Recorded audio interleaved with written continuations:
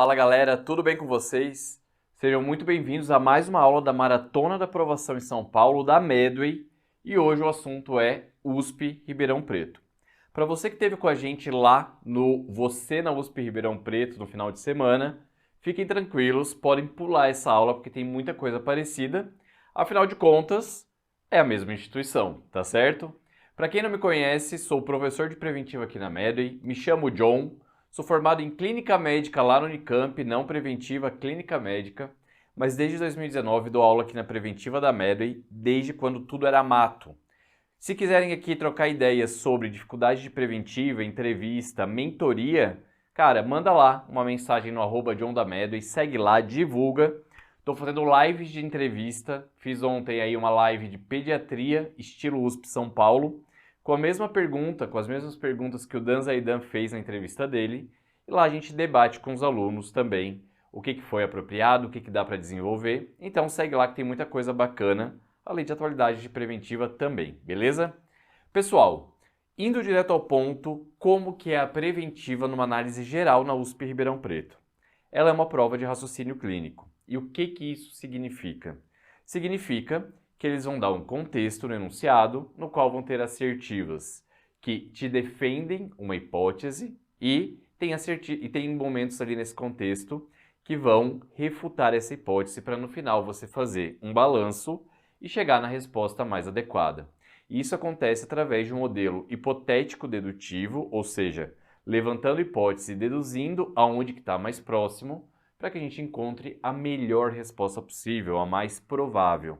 Então não tem respostas esdrúxulas lá para a gente marcar, mas tem uma que vai se destacar mais do que as outras. É isso a base do raciocínio clínico. O nível de dificuldade ele acaba sendo moderado, em média, muito porque essas questões elas têm um desenvolvimento, um julgamento um pouco mais aprofundado. Portanto, é difícil ter questões muito fáceis na USP Ribeirão. Mas, do lado positivo, é que poucas questões são realmente difíceis. A prova circula muito aqui na parte de moderado, tá bom? E o que vocês esperam dos enunciados? Que eles sejam longos, afinal de contas, ali é que eu vou dar o contexto para o julgamento, ok? E as alternativas ali, assim como na USP São Paulo, são curtas. Dei um caso gigantesco, é isso, isso, isso ou isso, de maneira curta e grossa, ok? Começando então pelo foco mais importante da USP Ribeirão, que é a atenção primária à saúde, e lá é muito forte. Vamos lá, gente, o que a gente tem que saber a respeito disso? O que vocês podem esperar desse tópico na prova, desse foco, é justamente atendimento em atenção primária à saúde. Vou dar uma história para vocês. A USP Ribeirão, Departamento de Medicina Preventiva, ele surge aqui do Departamento de Medicina Preventiva e Social, onde a gente tinha muitos epidemiologistas, tá certo? Então, ali vai ter um foco muito forte para doenças infecto-contagiosas, e isso é uma herança do histórico desse departamento. Com o passar do tempo, houve um desmembramento no qual criou-se a residência de Medicina de Família e Comunidade e os próprios formados ali das turmas anteriores passaram a compor esse departamento. E nos últimos 5 anos a gente tem visto um fenômeno de muitos casos de atendimento e atenção primária na prova da USP Ribeirão. E para finalizar a composição do departamento, a gente tem bastante também de estatística. Então, a tríade que domina aí a parte da USP Ribeirão e que fez de inspiração para essa aula é o que a gente vê tanto no histórico do departamento quanto na reflexão das provas, no qual uma das pontas é a atenção primária à saúde, que tem dominado e tem sido maior tendência nos últimos anos. Segundo ponto, epidemias, endemias e pandemias, com muito foco em doenças infecto-contagiosas e também negligenciadas, como tuberculose, hanseníase e raiva. E, na outra ponta, gráficos, indicadores de mortalidade e estatística. Combinado? Então vamos lá. Desse primeira tríade, o que a gente espera? Atendimento em atenção primária à saúde nos mais variados âmbitos. É a rotina básica do médico de família e comunidade. Então, na clínica, eles cobram muito avaliação e tratamento inicial de doenças crônicas e infecto-contagiosas. Então, espere aí uma dermatose, espere aí um tratamento inicial de tuberculose, tudo isso relacionado aí ao viés de epidemiologia. Em pediatria, eles cobram bastante calendário vacinal. Então saibam que para a USP Ribeirão, quando vocês estudarem na pediatria, porque eles não cobram tanto do adulto, é muito mais na pediatria, você está automaticamente defendendo uma posição na prova de preventiva, porque cai demais a imunização pediátrica. E também crescimento e desenvolvimento. Então, todos os gráficos, é importante que vocês fiquem muito autônomos em plotar e também entender que estudando isso na pediatria vai repercutir na tua prova de preventiva. Em relação a GO, temos aí então abordagens a infecções sexualmente transmissíveis e pré-natal, ok? Então vamos lá. Para poder explorar um pouco mais, vamos para a parte que é exclusiva da preventiva, onde vocês não vão aprender em outras áreas. Aqui, o objetivo é a gente aprender os atributos essenciais ou nucleares e os derivados da APS e deduzir como que isso se reflete na prática do atendimento. E aqui a gente vai fazer um tópico para um conceito que é específico da USP Ribeirão. Olha só, primeira coisa, quando a gente analisa o que seria uma APS forte, tem uma filosofia, tem uma metodologia formulada por Barbara Starfield, que nada mais é do que a mãe da medicina de família e comunidade, que atuou ali em Johns Hopkins por muito tempo. E Barbara Starfield propôs esses atributos que são repercutidos aqui na medicina brasileira. Ela divide que uma APS ela tem que ter habilidades, tem que ter composições essenciais, também chamadas de nucleares, e alguns que são derivados de contextos. Dos essenciais, tem 4 características que fazem uma APS forte. Primeiro deles, acesso ou primeiro contato. Aqui, a palavra-chave, a frase-chave é entender se essa APS funciona e é reconhecida como a principal porta de entrada. Então, diz respeito a não atender somente em horário comercial, a pessoa reconhecer que para qualquer problema de saúde, antigo ou novo, é a APS que deve procurar, é verificar se a APS também dá alguma possibilidade da pessoa ser atendida aos finais de semana, aos feriados, à noite, de madrugada, nem que seja por um contato telefônico, por um WhatsApp, por exemplo. Enfim, para qualquer necessidade de saúde, eu tenho pelo menos uma orientação quando eu procuro essa porta de entrada. Quanto mais aberta e quanto menos limitadora ela for, melhor é o acesso ou primeiro contato. Não adianta ser uma UBS reconhecida perfeita qualidade se as pessoas não têm acesso a essa qualidade que ela promete. Combinado? O segundo ponto é a integralidade. Aqui, lembrem que também é um princípio do SUS, mas dentro do contexto de APS, a integralidade é tratada como leque de serviços. Basicamente, quanto mais serviços, seja através de pessoas diferentes, com formações diferentes, por exemplo, é diferente se eu tenho somente médico, enfermeiro e auxiliar de enfermagem lá, tá? Se eu não tenho ACS, se eu não tenho dentista, se eu não tenho psicólogo, o leque de atendimentos fica muito mais restrito.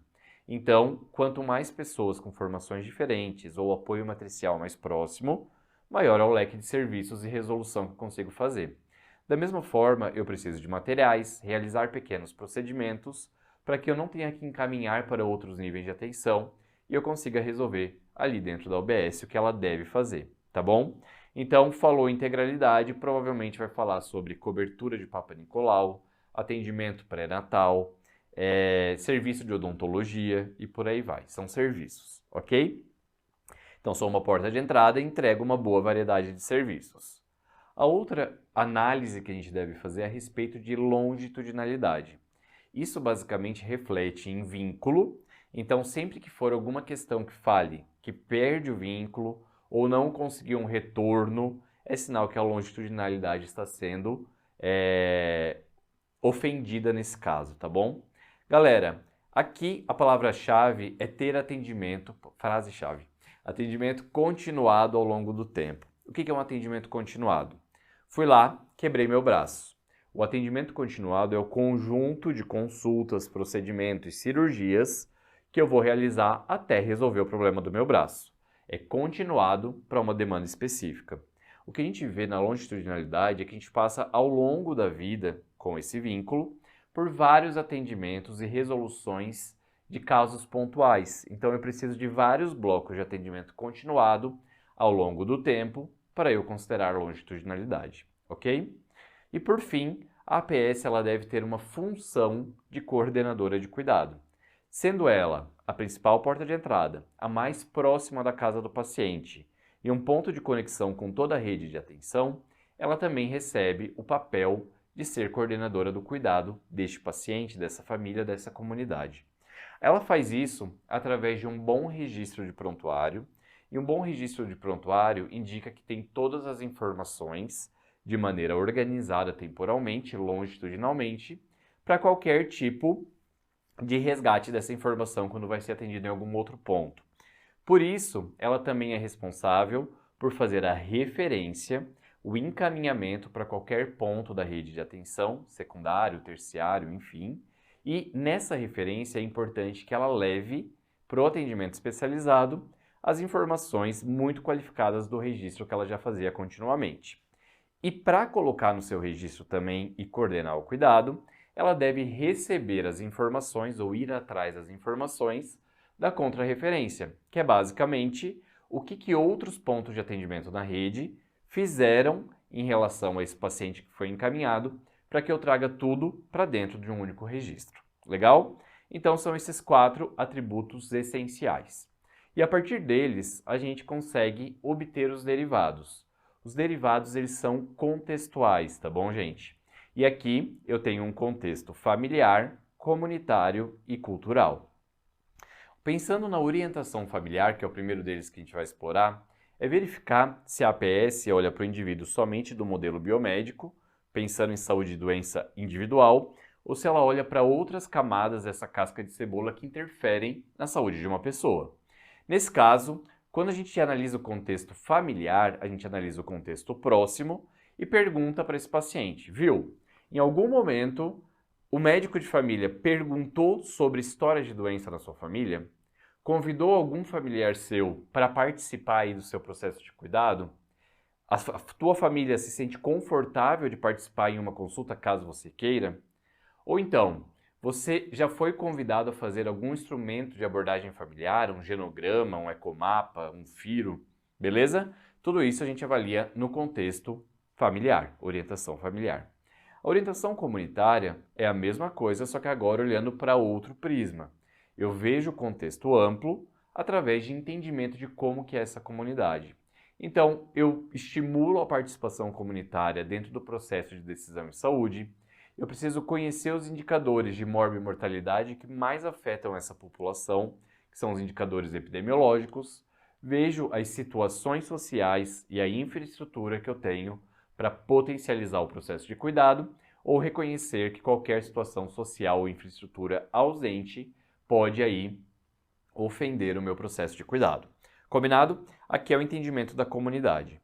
E por fim, a competência cultural é quando a gente faz uma adaptação da estilo de atendimento, da logística, da ambiência dessa unidade para se adequar à cultura da população a que assiste. Então, por exemplo, as características linguísticas de arquitetura para quem atende uma OBS numa saúde indígena é diferente de alguém que atende aqui no Fervo de São Paulo. Tá bom? Por quê? Porque a OBS ela deve se adaptar culturalmente à população que assiste. Então, tenho que me adequar à linguagem para entender e ser entendido. Eu tenho que fazer com que as pessoas se sintam bem-vindas no local onde elas são atendidas. Isso é competência cultural. Beleza? Então, só reformulando. Essenciais ou nucleares: acesso ao primeiro contato, integralidade, longitudinalidade e coordenação de cuidado. E as derivadas: orientação familiar, comunitária e cultural. Ok? Aqui a gente faz um recorte específico da USP Ribeirão em relação a acesso ou acessibilidade, porque deriva também em relação a agendamento, porque um agendamento ele pode ser limitante para a demanda ou então bastante inclusivo. Primeira coisa que vale a pena chamar a atenção é o componente geográfico de onde estão distribuídos os núcleos de saúde da família em Ribeirão Preto. O que são esses núcleos? Basicamente são UBSs vinculadas à USP de Ribeirão Preto. Então eles não recebem nome de UBS, recebem o nome de Núcleo da Saúde da Família. Não é NASF, tá certo? Não é apoio matricial. É uma UBS no qual tem aí um vínculo com a Universidade de São Paulo, do campus de Ribeirão Preto, ok? Muitos desses núcleos são bem próximos às casas dos pacientes e temos inúmeros núcleos lá na USP Ribeirão, tá certo? E também tem o contexto socio-organizacional, no qual a gente vê uma organização de agenda que é responsável pela gestão da clínica de uma maneira bastante pioneira, através de um modelo de acesso chamado acesso avançado. Ele é pioneiro na USP Ribeirão e é muito cobrado lá, tá bom? E o que significa esse modelo de agendamento? Basicamente, ele é sumarizado numa máxima de faça hoje o trabalho de hoje. Basicamente, a gente tem a agenda praticamente livre para resolver as demandas do dia. O usuário ele vai buscar o atendimento lá no dia, então ele vai quando ele precisa e não vai ter uma distinção entre a raiz mesmo, o acesso avançado raiz, não tem uma agenda pré-bloqueada para consultas chamadas programáticas. Então não tem um pré-bloqueio para pré-natal, para saúde mental, para puericultura. Basicamente, quando isso acontece, eles já imaginam que vai ser uma consulta prolongada, eles bloqueiam um horário mais prolongado, beleza? Aqui, a equipe tenta oferecer a melhor oferta e demanda, vai conhecer qual que é a verdadeira demanda dessa comunidade e vai se adequar a ela, tá bom? Obviamente, chegou um dia que tem 150 pessoas. Nesse caso, a gente faz aí um manejo, uma gestão dessa demanda e pode remarcar alguns para os próximos dias. Isso tudo muito pactuado, tá bom, gente? Então, quando a gente opta por um acesso avançado, há um conhecimento bem profundo da demanda recorrente dessa clínica e uma adaptação da equipe para poder conseguir dar vazão a essa demanda, ok? E aí, a gente faz uma adequação e com isso a gente tem algumas vantagens. Primeiro, que diminui o tempo de espera de uma forma geral. Pensa que não é o tempo de espera para consulta no dia, é o tempo de espera de uma consulta, porque há muita chance de ser atendido naquele dia. Ao passo que o BS tem uma agenda bloqueada, a gente tem aí às vezes uma fila de 2 semanas para ser atendido. Isso não é uma boa porta de entrada, beleza? E também há planos de contingência para fazer aí um escape dessa demanda irrefreável, tá bom? Aqui uma coisa também interessante é que quando há uma opção por acesso avançado, a gente salva muitos horários na agenda, porque tem muitos pacientes que não comparecem no horário programado. Então deixa essa equipe menos ociosa e muito focada no que tem que ser resolvido, ok? Olha só essa questão da USP Ribeirão de 2022 para fechar esse tópico. Olha só. Na discussão semanal da equipe de saúde da família, a preocupação em relação ao dimensionamento inadequado de agentes comunitários de saúde para a cobertura de toda a população cadastrada na USF foi externada por membros da equipe de saúde.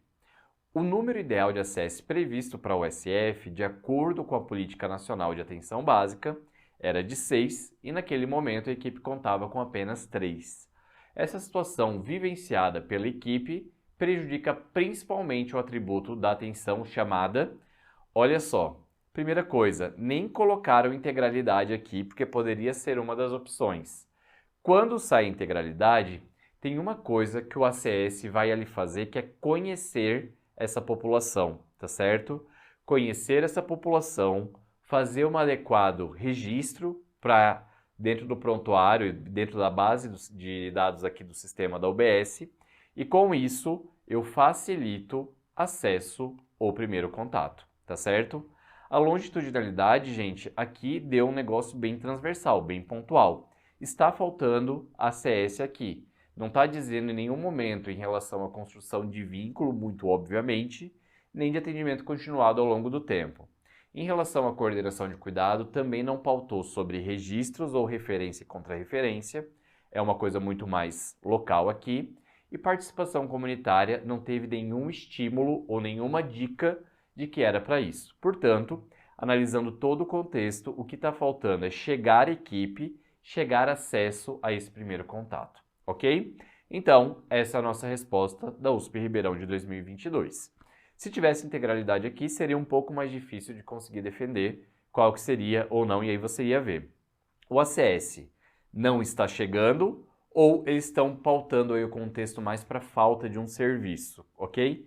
Se for para falta de serviço, sugiro que vocês marquem integralidade.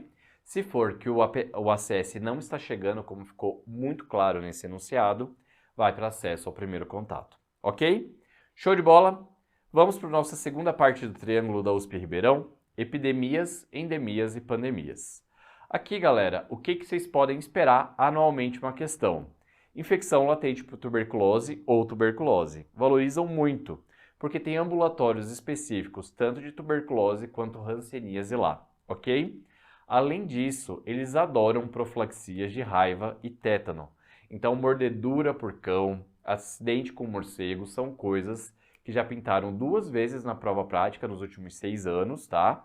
Mordedura por cão em 2023, em 2016 acho que foi um morcego que eles levaram numa sacola, tá? Para fazer então o atendimento conjunto de raiva e tétano, ok? Porque lembra que toda mordedura é de alto risco para tétano, então a gente tem que visar a profilaxia também. Além de antibiótico, profilaxia em conjunto. É a tríade do atendimento da mordedura, ok? Então vamos lá. De todos eles, o que mais vale a pena falar com vocês é a infecção latente por Mycobacterium tuberculosis. Porque cai demais mesmo. Quase todo ano tem uma questão. E cada vez eles estão um pouco mais profundos em relação ao protocolo do Ministério para a infecção latente por tuberculose. Pessoal, primeira coisa, vamos caracterizar o que é esse tipo de entidade nosológica. Basicamente, cerca de 25%, um quarto da nossa população, tem o bacilo da tuberculose, mas não manifesta a clínica de tuberculose. Nesse caso, essas pessoas elas não têm sintomas, elas não transmitem. O que elas fazem é que, ao contato desse bacilo, tendo uma boa imunidade celular, elas conseguem conter a sua replicação e não desenvolver doença. Isso é uma imunidade parcial, não é permanente e isso gera o problema do risco de reativação caso mude o contexto dessa pessoa. Ou ela fica imunossuprimida por alguma doença, ou gera uma imunossupressão em função de um medicamento, de um imunossupressor que precisa utilizar. Enfim, isso daqui faz com que desbalance essa imunidade, perca essa proteção e desenvolva a tuberculose, só que aí numa população bem vulnerável. Entenderam a lógica? Quem tem o maior risco de sair desse estilo de imunidade parcial e desenvolver doença, ou então se desenvolver doença ser catastrófico? Imunossuprimidos, principalmente a população vivendo com HIV, e as pessoas que têm alto risco de exposição ao bacilo, ok? E aí eu digo para vocês, 25% da população é rastreada, então todo mundo, e esses 25% precisam tratar? Não. A gente sabe que não são todos que precisam tratar infecção latente por tuberculose. Seria uma medida de saúde pública não custo efetiva também, mas a gente precisa fazer uma análise de risco, ok? Vamos lá. Indo para a definição de livro do que é ILTB, infecção latente por tuberculose. Por definição, é qualquer indivíduo infectado pelo bacilo, tá certo? E a gente consegue verificar isso pela prova tuberculínica, que basicamente a gente faz aí a aplicação de um purificado tuberculínico e depois analisa a resposta celular tardia com uma leitura entre 48 e 72 horas, beleza? Ou IGRA, que ele é um exame de sangue que vai medir quantitativamente, qualitativamente, o nível de interferon gama específico para Mycobacterium tuberculosis, tá bom? Então esse aqui é um exame mais caro, não amplamente disponível, mais para a via particular, mas ele é uma boa também, tá certo? E a gente precisa saber que é latente descartando TB ativa. Então se vocês verem, no caso, alguma coisa colocada para atividade de tuberculose, atividade linfonodal, tosse, expectoração, febre, emagrecimento, enfim, vocês têm que entender que provavelmente a questão está te dando uma TB ativa e aí esquece a LTB, vamos agir como tuberculose, ok? Então é muito comum a gente fazer uma análise de risco baseado na presença ou ausência de prova tuberculínica positiva e IGRA, tá? Ou IGRA, e a gente precisa também na questão ver se não tem sinais de tuberculose ativa, seja na história, na clínica e na radiografia de tórax. Combinado? Todo o resto, tendo PT, prova tuberculínica ou IGRA positivo, e não tendo essa clínica, eu vou considerar ILTB, ok? Lembra que eu falei para vocês que a gente não trata todo mundo, mas a gente divide numa gestão de risco. Em 2022, o protocolo do Ministério para tratamento de ILTB dividiu em 4 grupos de tratamento e é de acordo com o grau de risco. O primeiro e o segundo que eu vou comentar, eles são obrigatórios vocês saberem. São pessoas de alto risco de catástrofe em caso de desenvolver tuberculose ativa. A gente precisa proteger esses pacientes, beleza? Vamos lá para o nosso primeiro grupo. Esse grupo, a gente entende que tem tanto risco se desenvolver tuberculose que eu vou tratar mesmo sem prova tuberculínica ou mesmo sem IGRA, beleza? Só ser parte de algum desses 5 já é o suficiente para eu já iniciar um tratamento de LTB. E tem uma confusão a mais também. Vocês vão ver que isso é restrito para pessoas vivendo com HIV, com algumas condições específicas, e recém-nascidos. Porque a gente entende que o recém-nascido ele tem uma imaturidade imunológica, então ele não necessariamente vai responder esses exames. Ele pode ter ali o contato com o bacilo e não desenvolver uma resposta celular por imaturidade imunológica. Ao passo que a pessoa vivendo com HIV, por exemplo, com menos de 350 CD4, eu posso entender que ele pode estar num estado de imunossupressão celular avançada, intermediária para avançada, né? Avançada é só abaixo de 200, e ele ser alérgico a essas provas também. No caso, ele pode também ter tido contato com bacilo, em altíssimo risco de desenvolvimento de TB, que é uma mortalidade absurda na população vivendo com HIV, e não positivar a prova tuberculínica ou IGRA, ok? Mas vamos lá. Quais são os 5 grupos que eu trato mesmo sem prova tuberculínica ou IGRA? Primeiro, recém-nascidos coabitantes de caso fonte de TB pulmonar ou laríngea, confirmado por critério laboratorial. O que isso significa? As formas exclusivas de transmissão respiratória de tuberculose é a presença de tuberculose pulmonar ou laríngea. Se for uma neuro-TB específica, uma TB intestinal, neuro-TB eu coloquei coluna, tá bom? Pode ser de sistema nervoso central também.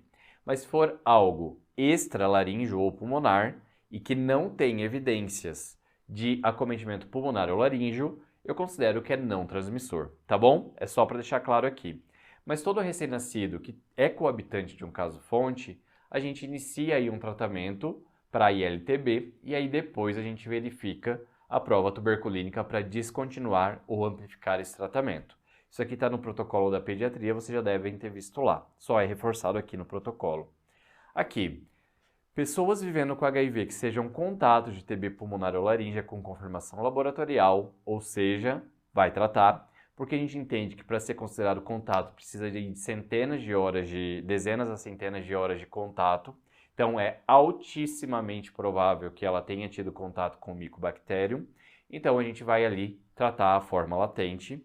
Pessoas que vivem com HIV e têm menos ou igual a 350 CD4, tá bom? Então isso aqui é importante, justamente porque na população que tem imunossupressão grave, chega a aumentar mais de 50 vezes da mortalidade para TB em relação à população geral.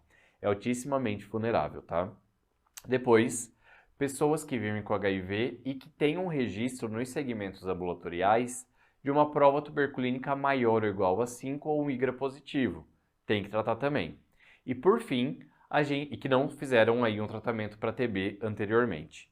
E por fim, pessoas que vivem com HIV e que têm um raio de tórax, considerando uma cicatriz sorológica, que é uma fibrose, uma retração ali de parênquima, sem tratamento anterior para TB, beleza? Isso daqui são evidências de que essa pessoa tem contato com bacilo e está nessa imunidade parcial, mas eu preciso tratar porque é um grupo de risco, beleza? Então são essas 5 condições que vocês têm que saber. Aqui não tem filtro, o risco é tão grande caso manifeste que a gente trata independente de testes, justamente porque a gente também não considera muito válido esse teste diante de um contexto de imunidade imunológica ou alergia a isso. Por isso, temos recém-nascidos e pessoas vivendo com HIV no grupo de maior risco, tá bom?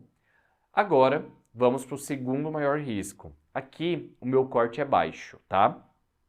Então, essas pessoas, se tiverem o IGRA positivo, ele vai quantificar, mas a gente olha qualitativo para definir, tá bom? É positivo ou negativo. Veio positivo e tem isso, trata. Ou então, a prova tuberculínica, que é quantitativo pelo enduramento que a gente lê. Se tiver uma prova tuberculínica ali maior ou igual a 5, também manda bala, tá bom? Então, quem que a gente vai tratar nesses casos? Contatos de tuberculose pulmonar ou laríngea, os bacilíferos, independente da vacinação prévia para BCG. Então, é o básico de tratar os contatos para ILTB, tá? Boa! Aqui no 7 são as pessoas que vivem com HIV que tem CD4 maior do que 350. Então, eu posso tolerar e não tratar aí nesse caso, tá? Desde que ela não me manifeste uma primo-infecção aí por tuberculose.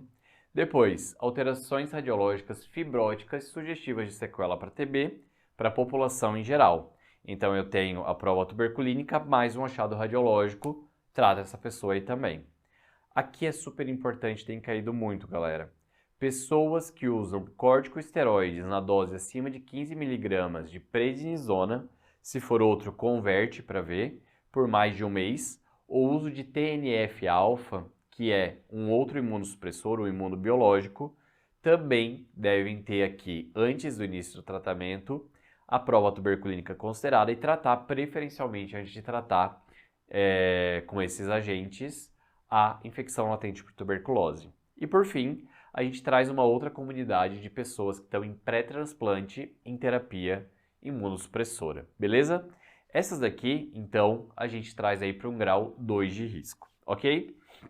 Aqui chama a atenção que o anti-TNF-alfa é um imunobiológico que atua na imunidade celular e a gente tem como exemplos infliximab, golimumab, adalimumab e etanercept, ok? Aqui, geralmente são utilizados muito pela reumato e pela gastro, mas olhe uma coisa que eu quero que vocês lembrem. O rituximab, que vai ser o alvo da nossa questão e que eles deixaram que é um anti-CD20, atua na imunidade humoral, não na celular. Então, eu não vou me preocupar com essa classe aqui. Eu vou me preocupar com os anti-TNF-alfa, que vão imunossuprimir a imunidade celular, que é o que é responsável por fazer essa imunidade parcial ao bacilo, ok? Aqui é anticorpos, imunidade humoral, é outro papel da imunologia, ok? No terceiro grupo, a gente tem um ponto de corte bem alto para tratar ou não, que é a prova tuberculínica acima ou igual a 10 milímetros, tá bom? Aqui pensem em situações de doenças estruturais de pulmão, como silicose, neoplasia de cabeça e pescoço, linfomas, condições hematológicas, ou outras condições que a gente pode ter uma imunossupressão relativa. No caso das neoplasias, uso de terapia imunossupressora, que não se adeque ali aos critérios de anti-TNF-alfa, ou acima de 15 mg de prednisona dia por mais de um mês, beleza? Insuficiência renal, diabetes, baixo peso, os tabagistas, pensando em doença pulmonar estrutural, e indivíduos com calcificação isolada, sem fibrose, na radiografia de tórax, ok? Não é alteração de cicatriz,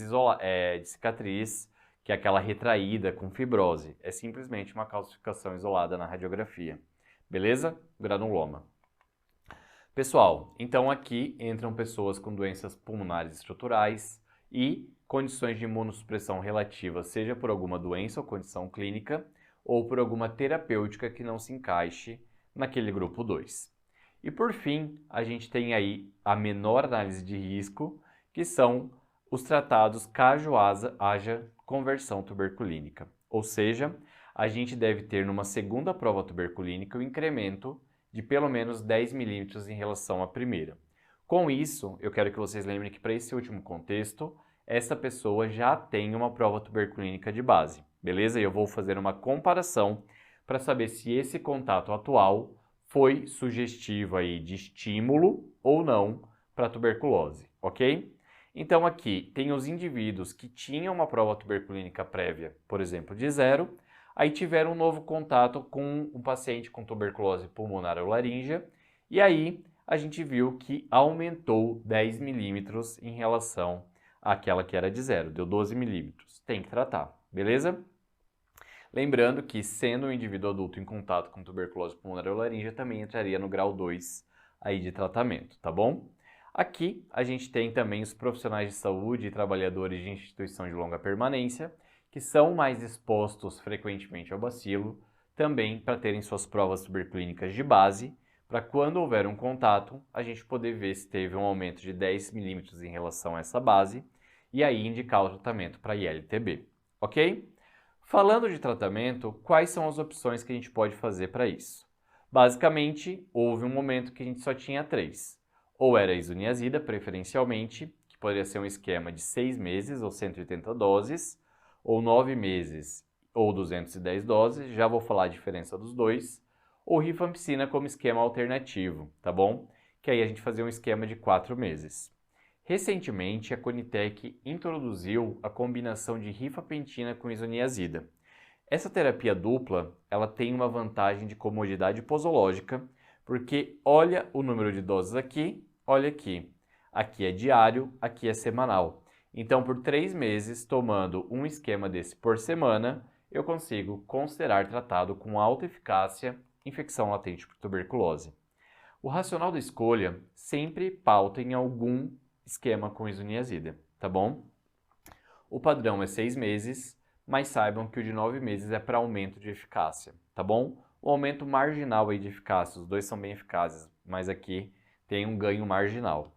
E quando a gente adiciona uma isoniazida com rifampicina, é importante para comodidade posológica e tem dominado bastante aí como indicação. A rifampicina, ela vai agir em casos específicos, isso já caiu em prova, mas não na USP Ribeirão. A gente vai escolher para hepatopatas, em função da isoniazida ter um potencial hepatotóxico. Crianças menores do que 10 anos de idade podem utilizar rifampicina. Não necessariamente vai utilizar, a isoniazida acaba também entrando bastante. E pessoas acima de 50 anos ou com intolerância à isoniazida. Combinado? E nesse caso, olha como a USP Ribeirão cobrou isso em 2023, nessa questão que eu já falei que eu acho uma das mais difíceis de provas de preventiva sobre o assunto. Você atua como médico de família e comunidade, uma unidade básica de saúde, e faz o segmento de uma paciente feminina de 75 anos que trata hipertensão com enalapril há aproximadamente 10 anos e está com a carteira de vacinação impecável em dia. Ela comparece para consulta e ela está assintomática. Você detecta a presença de uma esplenomegalia no exame abdominal e manda ela para hemato para investigação diagnóstica. Um mês depois, a hematologista devolve a paciente, contra referência, com o diagnóstico de linfomas de célula B, zona marginal, esplênico. Então, aquela esplenomegalia era decorrente de um linfoma. Ela propõe um tratamento com esplenectomia, junto com 4 sessões de rituximab, que é um anticorpo monoclonal anti-células B, e lhe pergunta quais são os cuidados necessários para a prevenção de complicações infecciosas potencialmente associadas ao mesmo. E aí, qual que é a melhor proteção para essa paciente?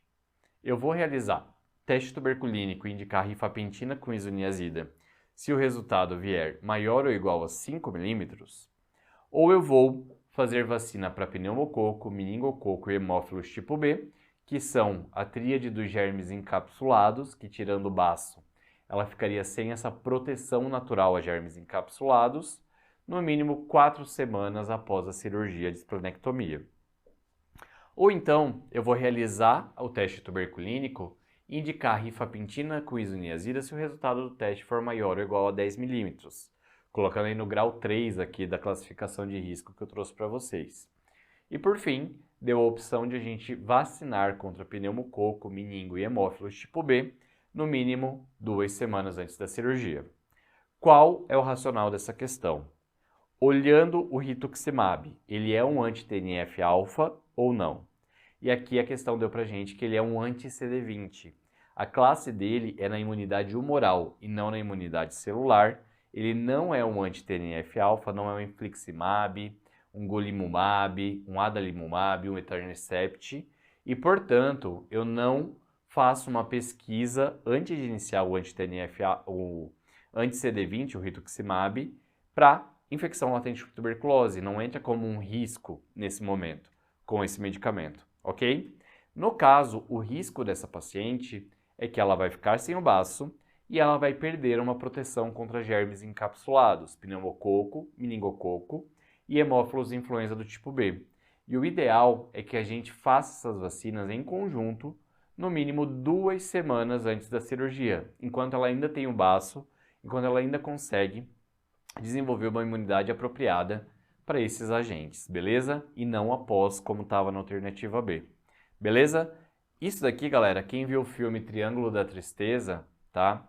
Você que foi um filme até que foi indicado ao Oscar, a atriz principal, jovem, lindíssima, ela faleceu na pós-produção do filme, porque quando ela era jovem ela tinha sofrido um acidente, feito uma esplenectomia, e ela morreu aí por uma sepse, por um germe encapsulado. Beleza? Vamos lá então para a nossa última parte dessa aula aqui da USP Ribeirão Preto, que é basicamente interpretação de gráficos. Então, Departamento de Medicina de Família, responsável por atenção primária, a parte do Departamento de Medicina de Família, de Medicina Social entra em epidemias, endemias e pandemias, e a parte da estatística entra trazendo gráficos aí para vocês. Fazendo uma análise do total de gráficos de preventiva, considerando as instituições do nosso Intensivo São Paulo, a gente vê que de todas as questões de prévia que tem gráficos, 1/3 é da USP Ribeirão Preto, tá bom? Então, cai muito lá. Vocês podem esperar pelo menos uns 3 gráficos na prova de vocês, e a gente precisa amadurecer na forma como a gente lida com esse gráfico. Não é Enem. A gente está num passo de maturidade mais alto e a gente precisa extrair toda a informação que esse gráfico der para a gente ter segurança na hora de matar a questão. Ele entra nas questões de raciocínio como um elemento importante para fazer a ponte com a resposta. Portanto, vale a pena tirar uns minutos e aprender sobre análise de gráfico. Olha como caiu em 2022. Não é essa a questão que eu vou fazer, só estou mostrando estilos de gráfico. Primeira coisa, o que a gente tem que identificar? Qual que é o tipo de gráfico? Gráfico em linhas, beleza? Gráfico em linhas. Ele mostra uma relação entre o eixo X e o eixo Y. E a gente tem um título. Que bom que deram um título para a gente. O que ele significa? Significa sobre o que é esse gráfico, beleza? Porque só olhando aqui não necessariamente dá para captar.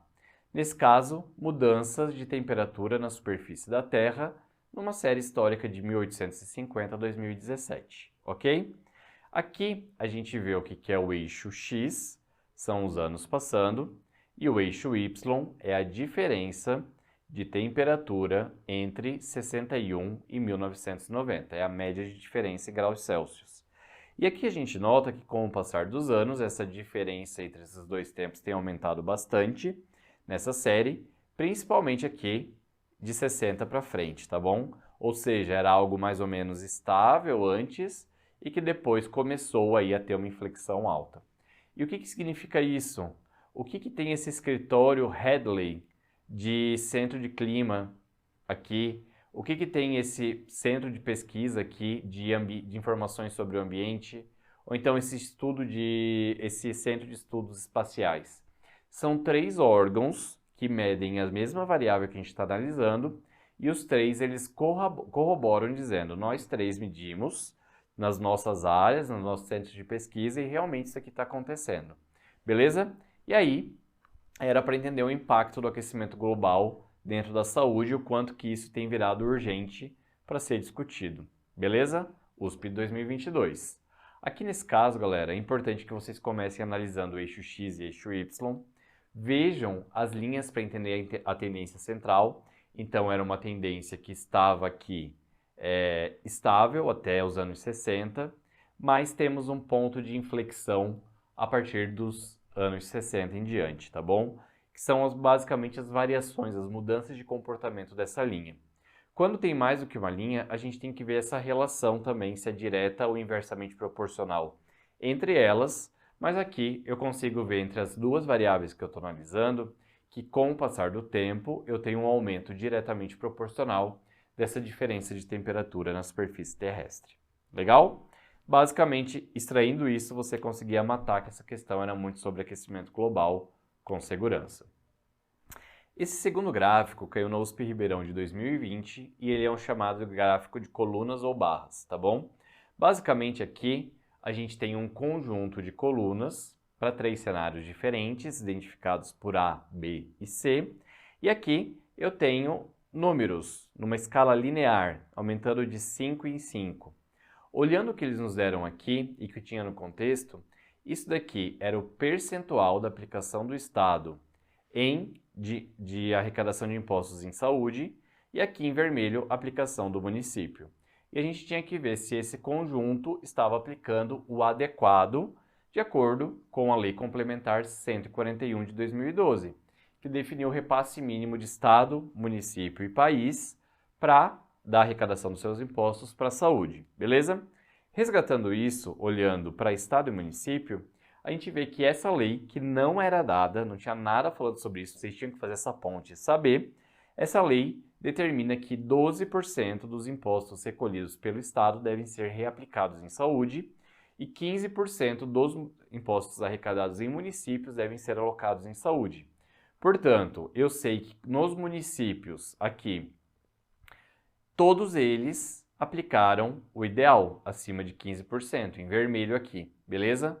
Ao passo que os estados, a gente não teve o estado A aplicando o mínimo de 12% dentro aí do que era esperado, tá bom? E a resposta é, o estado A não aplicou o mínimo e acabou, beleza? Então eu tinha que linkar o conhecimento dessa lei complementar com este gráfico e, portanto, matar a questão. Legal? Aqui, galera, a gente tem que ver o que está sendo representado no eixo X. Ele vai representar um grupo específico, ou uma categoria, ou um conjunto. E o Y é os valores da variável que está sendo analisada, tá bom? Veja as diferenças entre as colunas e barras e faça comparações entre elas, concluindo isso daí. Legal? Esse aqui é um gráfico que a gente vê muito em revistas, né? Que é a ponta do iceberg, é uma forma de infográfico, esse é o nome do gráfico, no qual eu tenho aqui que a grande maior parte, aí cerca de uns 80 e poucos por cento, tá? 85% das pessoas que tiveram Covid durante a pandemia, a gente não identificou no sistema de saúde, porque eram pessoas que estavam oligossintomáticas, não procuraram o sistema, e isso era a chave de entender que era por isso que estava se disseminando muito, porque a gente não estava conseguindo flagrar e conter isso de uma maneira adequada. E não é por falta de teste diagnóstico, não é por falta de acesso. É simplesmente que isso se disseminou num espectro tão grande do ponto de vista clínico, com tantas pessoas oligossintomáticas ou assintomáticas, que a gente não acabava pegando tudo o que estava acontecendo e aí foi galopante a disseminação de Covid-19. Tudo bem? E por fim, esse último gráfico, que caiu em 2019, mas eu acho um gráfico difícil, é o que a gente chama de gráfico de setores, ou, se ele está só aqui formado por dentro, é o gráfico em pizza. O setor é quando só está essa parte externa elucidada aqui. E ele trouxe aqui para a gente 3 categorias, né? Alta renda, média renda e baixa renda, para 3 variáveis que eu estou analisando. Aqui a população, mortes por acidente de trânsito e veículos motorizados registrados. E aí o que a gente conseguia ver? Como que são essas mortes de acidente de trânsito em relação ao acesso de veículos motorizados e também à renda. E a gente vê que tem uma proporcionalidade em relação à população de média renda, né? Então, 70% dessa amostra é de média renda, dessa daqui, morte de acidente de trânsito proporcionalmente maior nessa daqui, que tem maior composição da amostra, e boa parte deles aí tem veículo motorizado. Isso daqui é um fenômeno natural, tá bom? Mas quando a gente olha para baixa e alta renda, aí é que a gente consegue ver determinação social em saúde interferindo nos indicadores de morbimortalidade. Porque a gente vê que a população de baixa renda, aqui em amarelo, compõe só 12% da amostra, porém é representante de 16% de mortalidade em acidente de trânsito, tá? Sendo que detém somente de 1% de todos analisados com veículos motorizados registrados. Beleza? Isso me leva a pensar que ou estão dirigindo veículos sem registro, ou eles estão morrendo de uma outra forma, de um outro momento no acidente de trânsito, atropelados, enfim, por algum tipo de violência em acidente de trânsito. O que me diz é determinação social, porque quando eu olho outro extremo da população rica, eu vejo que eu tenho 18% da amostra, 46% com veículo motorizado registrado, mas isso aqui não incorre uma proporcionalidade na mortalidade, indicando que talvez eles tenham acesso a melhores carros, mais seguros e estão morrendo menos. Ou até mesmo em relação à educação no trânsito, em relação a fazer uma direção defensiva, enfim, pode ter algumas coisas relacionadas à educação e acesso a riquezas que fazem com que eles fiquem mais disponíveis para esse transporte, mas morram menos que a população de baixa renda, tá bom? E era nessa pegada, é identificar como a determinação social altera esse indicador de morbimortalidade que era visto aí nesse gráfico em setores. Legal? E por fim, vamos resolver uma questão. Olha só, uma questão que combina epidemia junto com estatística, tá? Com gráfico. Caiu em 2021 e falava: a observação da figura permite concluir que. Vamos lá. Aqui temos um título, vamos começar por ele? Coeficiente de incidência de tétano acidental e cobertura vacinal com DTP e DTP mais hemófilos influenza tipo B no Brasil, numa série histórica de 90 a 2019. Então temos aqui 90 a 2019, temos em azul aqui, não dá para ler direito, mas é coeficiente de incidência, que a gente está representado aqui, beleza? Coeficiente de incidência. E aqui, porcentagem de cobertura vacinal com essas vacinas, provavelmente aqui infantis, porque é DTP e a gente não vacina aí abaixo de 5, 7 anos, né? Não lembro direitinho, mas é entre essa faixa aí. 5, eu acho. Pessoal, o que a gente vê? Primeira coisa, a vacina do tétano, ela é uma vacina de um agente que não é de transmissão interpessoal. Então, pela vacina do tétano, a gente não tem imunidade de rebanho. Isso é muito clássico também da USP Ribeirão. Saibam que a imunidade para tétano é individual, porque ela não é uma doença de transmissão interpessoal. Então, não adianta boa parte da população ser protegida, porque ela não protege as outras pessoas. A pessoa tem que ir lá fazer a sua própria vacina, beleza? E a gente entende que, quando a gente estava aqui em média de 60% a 65% de cobertura, a incidência de tétano acidental era alta, óbvio, porque é altamente possível que a gente abra uma porta de entrada para o Clostridium tetani, fazer ali uma infecção de corrente sanguínea e liberar a toxina provocando tétano, beleza? E se eu tenho aí 35% de toda a população não vacinada, e isso é muito frequente, a incidência vai estourar. A partir do momento que a gente melhora com as campanhas de vacinação nos anos 90, muita Xuxa já cantou para o Zé Gotinha poder brilhar, tá certo? Aí a gente vê uma estabilização por um bom período de tempo muito próximo do 100, e isso arregaçou a incidência para baixo, que é muito bom, tá certo? Então a gente só viu que só com a vacina que a gente teve um impacto importante na incidência. E é esse o objetivo da vacina mesmo, e a gente vai achar a melhor resposta que nos transmita essa realidade. Então aqui é tempo, aqui é porcentagem de cobertura vacinal e aqui é porcentagem de coeficiente de incidência. Em azul, coeficiente de incidência e em vermelho, na linha, a gente tem o percentual de cobertura. Qual é o nome desse gráfico? Gráfico em linhas e barras, tá certo? Pode ter a composição para poder representar. Só que poderia ser uma linha aqui também, e aí a gente ia ver que é uma relação inversamente proporcional. Conforme aumentou a vacinação, diminuiu aqui a linha da incidência. Simples assim. Vamos lá. A letra A fala que os elevados índices de cobertura vacinal a partir do final do século XX produziram uma grande imunidade de rebanho que fez cair a ocorrência da doença no Brasil. A total de armadilha, tá bom? A imunidade de rebanho só vai acontecer em doenças que têm transmissão interpessoal, tá certo? E fazendo com que uma pessoa imunizada não seja suscetível ao agente, portanto, não transmita. Então, se eu tenho muitas pessoas imunizadas, eu posso ter um rebanho para aquelas que não puderam fazer a vacina ou não fizeram, tá? Não é o caso do tétano, que é uma infecção, é uma doença contagiosa, mas não infecciosa do ponto de vista de transmissão interpessoal, tá? Depois, a manutenção dos altos níveis de cobertura no final do século XX e início do XXI produziu um grande impacto na incidência de tétano acidental no Brasil. Boa. C. Como o tétano é fortemente associado às condições de vida da população, o coeficiente de incidência independe da cobertura vacinal. É basicamente jogar a nossa leitura do gráfico fora, tá errado. Vamos lá. O aumento dos níveis de cobertura vacinal nos últimos anos da série poderá se refletir numa volta de casos no mesmo nível observado no início da década de 90. Vamos lá. Isso daqui, galera, é uma inverdade porque a gente vê uma queda nos últimos anos da série, não um aumento da cobertura. E essa queda pode voltar ao que estava aqui. Então tá errado ao falar que houve um aumento dos níveis de cobertura vacinal. Então a D tá fora, a C tá fora, a A tá fora.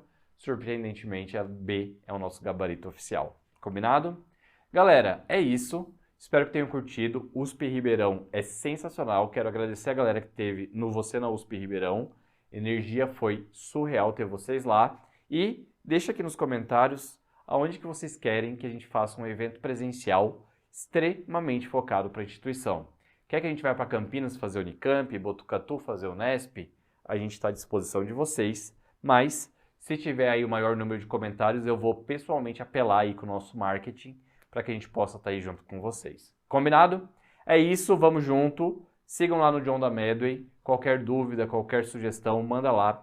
Canal aberto, direto, próximo. Estou super à disposição de vocês. Sucesso na USP Ribeirão. Espero que a gente consiga colocar muita gente boa em um lugar incrível. Abraço, até a próxima.